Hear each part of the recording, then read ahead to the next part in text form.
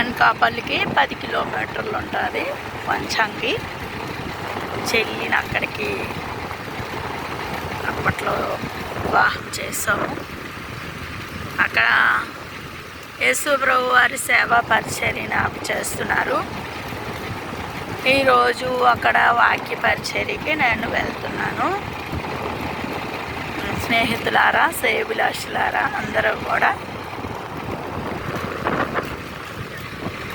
ఈ వీడియో చూసిన వారందరూ షేర్, సబ్స్క్రైబ్, లైక్ చేయండి. కొత్తగా పెట్టాము లక్ష్మీ దేశశెట్టి యూట్యూబ్ ఛానల్.